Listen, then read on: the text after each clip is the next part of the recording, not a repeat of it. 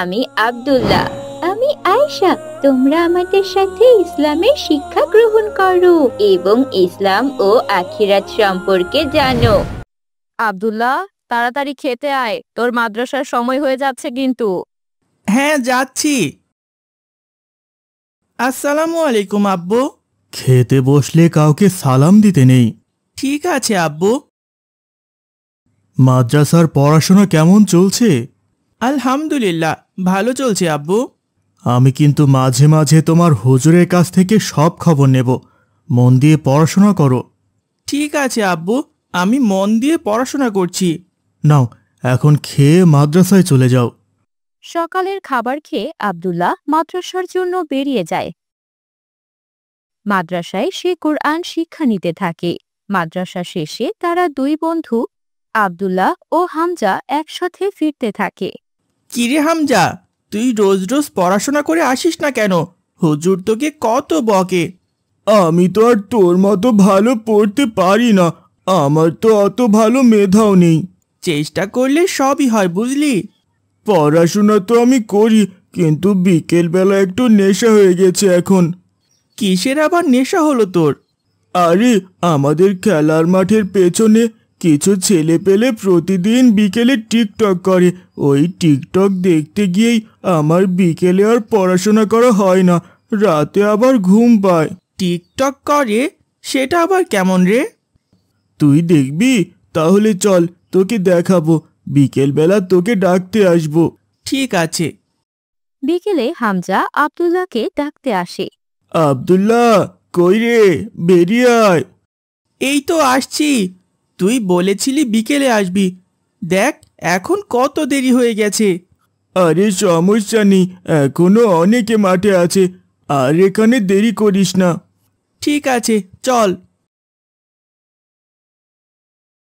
ওরা মাঠে চলে আসে। এসে দেখে অনেকেই ফোন নিয়ে টিকটক করছে। আব্দুল্লাহ এবং হামজা অনেকক্ষণ তাদের দিকে তাকিয়ে থাকে। একটু পরেই একটা ছেলে এসে আব্দুল্লাহকে বলে, এই ছেলে, তোমাকে বলছি, শোনো। জি বলুন, কি বলবেন? আমাদের টিকটক করার জন্য আরেকজন লাগবে। তোমার মতো হলে ভালো হয়। তুমি কি অভিনয় করবে? অভিনয়? কিন্তু আমি তো কিছুই জানি না। তোমাকে কিচ্ছু জানতে হবে না, আমরা তোমাকে শিখিয়ে দেব। বলো, অভিনয় করবে? হ্যাঁ হ্যাঁ, করব। আব্দুল্লাহ টিকটকে অভিনয় করতে থাকে। ওদের আব্দুল্লাহর অভিনয় খুবই ভালো লাগে। টিকটকে অভিনয় শেষে তারা আব্দুল্লাহকে বলে, আরে, তোমার অভিনয় তো অনেক সুন্দর। তুমি কি রোজ আমাদের সাথে অভিনয় করতে আসবে? হ্যাঁ, অবশ্যই আসব। তাহলে কালকে আবার এই সময় চলে এসো, আমরা অনেকগুলো টিকটক করব। ঠিক আছে, কালকে আমি চলে আসব।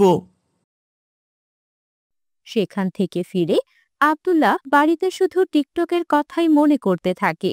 পরের দিন বিকেলে সে আবার যায় সেখানে টিকটক করতে। তোমাদের টিকটক শুরু হয়ে গেছে? তোমার জন্যই অপেক্ষা করছিলাম। তুমি জানো, তোমার অভিনয় অনেক ভিউ হয়েছে। চলো, আজকে একটু টিকটক করি। ঠিক আছে, আজকের অভিনয়টা আমাকে শিখিয়ে দাও। এভাবেই আব্দুল্লাহ প্রতিদিন বিকালে টিকটক করতে থাকে। কিন্তু একদিন বিকেলে একটি সমস্যা হয়। জিসান ভাইয়া, আমি এসে গেছি, চলো অভিনয় করি। না রে, তোকে আর অভিনয় নেওয়া হবে না। কিন্তু কেন? আমি আবার কি করলাম? এখন আর তোর ভিডিওতে ভিউ হয় না, তাই এবার আমরা অন্য কাউকে নেব। তাহলে আমি কোথায় অভিনয় করব? তুই তোর ফোন দিয়ে অভিনয় করবি। কিন্তু আমার তো ফোন নেই। ফোন নেই তো ফোন কিনবি। যা এখন এখান থেকে, আমাদের ডিস্টার্ব হচ্ছে। আব্দুল্লাহর মন খারাপ হয়ে যায়। সে সেখান থেকে সোজা হামজার কাছে চলে যায়। হামজা, বাড়িতে আছিস? আরে আব্দুল্লাহ, তুই আজকে টিকটক করতে যাসনি? গিয়েছিলাম রে, কিন্তু ওরা আমাকে টিকটকে নিল না। কেন নিল না? ওরাই তো বলেছিল তুই অনেক ভালো অভিনয় করিস। আমার ভিডিওতে এখন আর ভিউ হয় না, তাই ওরা অন্য কাউকে নেবে। আমাকে বলল নিজের একটা ফোন নিয়ে টিকটক করতে। তাহলে তুই তোর বাবাকে বল ফোন কিনে দিতে। কিন্তু বাবা তো আমাকে ফোন কিনে দেবে না। তাহলে তো অন্য পথ দেখতে হবে। কি পথ? তুই আমাকে বুদ্ধি দে, তোকে নিয়ে আমি টিকটক বানাবো। আচ্ছা, তোদের বাড়িতে কি এমন কিছু নেই যেটা বেচে তুই ফোন কিনতে পারবি? হ্যাঁ, আমাদের একটা ছাগল আছে। তাহলে ওই ছাগলটাকে তুই বাজারে বেচে দে। আমাদের বাজারে বেচিস না, আবার আমাদের পরের গ্রামে যে বাজারটা আছে ওখানে বেচে দিস। ওখান থেকেই ফোন কিনে নিস। কিন্তু বাড়িতে কি বলবো? বাড়িতে সবাই জানবে ছাগল চুরি হয়ে গেছে। তোকে অনেক ধন্যবাদ রে। এরপর আব্দুল্লাহ চুপি চুপি ছাগলটা চুরি করে বাজারে বিক্রি করে দেয় এবং ফোন কিনে আনে। এই দেখ হামজা, নতুন ফোন। আরে কি সুন্দর চকচক করছে। কিন্তু এই ফোনটা বাসায় দেখানো যাবে না, না হলে আমার ওপর সন্দেহ করবে। দেখানোর কি আছে, ফোনটা লুকিয়ে রাখবি আর আমরা মাঠে গিয়ে টিকটক করব। হ্যাঁ, ঠিক বলেছিস, আমি তাই করব। এরপর থেকে আব্দুল্লাহ চুপি চুপি টিকটক করতে থাকে। এভাবেই দিনের পর দিন আব্দুল্লাহর মাথায় টিকটকের একটা নেশা চেপে বসে। টিকটকের এই নেশা থেকে সে একদিন তার বিপদে পড়ে যায়। হামজা, আমার তো টিকটকে ভিউ আসছে না, কি করব রে? আমাদের মনে হয় নতুন কিছু চেষ্টা করতে হবে। নতুন কিছু? আবার কি করব? তুই একটা বুদ্ধি বের কর না। আমরা তো সাধারণ ভিডিও বানাই, আমাদের অনেক ভালো কিছু করতে হবে। কি করা যায় বলতো? মানুষ হয়তো মাঠের এক দৃশ্য দেখতে দেখতে বিরক্ত হয়ে গেছে, অন্য কোথাও গিয়ে টিকটক করি। মাঠ ছাড়া বড় জায়গা তো হচ্ছে আমাদের পাকা রাস্তাটা, ওখানে গিয়ে করব নাকি? হ্যাঁ, ওখানেই করি। আমি মোবাইল ধরবো আর তুই টিকটক করবি। ঠিক আছে, তাহলে চল। আব্দুল্লাহ এবং হামজা পাকা রাস্তায় টিকটক করতে থাকে। তারা টিকটকে এতই ব্যস্ত থাকে যে দেখতে পায় না পেছন থেকে একটা গাড়ি আসছে।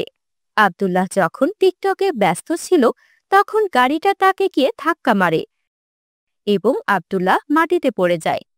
আরে আব্দুল্লাহ, কি হলো তোর? কথা বল। কোনো উপায় খুঁজে না পেয়ে হামজা আব্দুল্লাহর বাবাকে ডেকে আনে। তার বাবা তাকে হাসপাতালে নিয়ে যায়। কিছুদিনের মধ্যেই আব্দুল্লাহ সুস্থ হয়ে ওঠে। আব্দুল্লাহ, কি হয়েছিল তোমার? তুমি রাস্তার ধারে কি করছিলে? আসলে বাবা, মানে আসলে কি মানে করছো? আর ফোনটা কার? এটা আমার ফোন।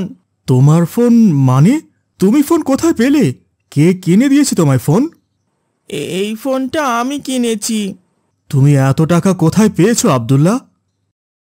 আব্দুল্লাহ কেঁদে ফেলে এবং সমস্ত ঘটনা তার বাবাকে খুলে বলে। সব শুনে তার বাবা বলেন, দেখো বাবা, পৃথিবীর এসব মোহমায়ায় জড়িও না। এগুলো হলো খুব সাময়িক সময়ের জন্য। একবার ভেবে দেখো তো, এই যে টিকটকের ভিউ, এটা কি তোমার আখিরাতে যাবে? না বাবা। আল্লাহ আমাদেরকে সৃষ্টি করেছেন পৃথিবীতে তার ইবাদত করার জন্য, টিকটক করার জন্য নয়। এই টিকটক করে আজকে তোমার প্রাণ যেতে বসেছিল। বলো তো, টিকটক করে কি তোমার কোনো লাভ হলো?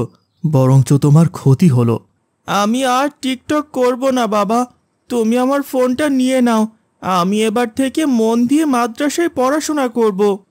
মাশাআল্লাহ, এই তো আমার লক্ষ্মী ছেলে। এরপর থেকে আব্দুল্লাহ আর টিকটক করে না। সে প্রতিদিন মাদ্রাসায় যায় এবং আল্লাহর ইবাদত করতে থাকে।